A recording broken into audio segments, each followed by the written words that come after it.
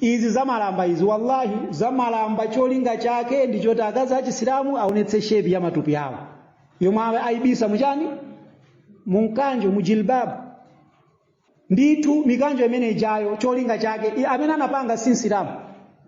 ngati ali Nsilamu wake ndosokonezedwa ndi ndani ndi awo amene tikwanena alladhina kafaru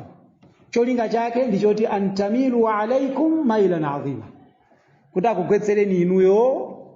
mukulakwika kwa kukulu nifake muwaona kuti amasangalala ndithu akamaona ma sisters avala zimene zija kuenda kunsewu sangayankhulenso china chilichonse chifukwa kudziwa kuti cholinga chawo chatani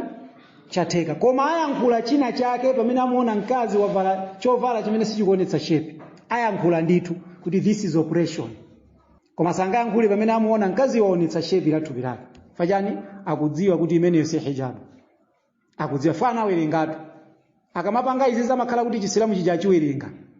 awerenga ma ahadithi nanga sizikupezekaso mu chiyankhulo chawo ndi awerenga ma ahadithi awerenga Qur'ani yotanthauzira mu chizungu ichawerenga ndamati kodi anthu awa kuwatha kwake ndi kumeneko eti chabwino tena awo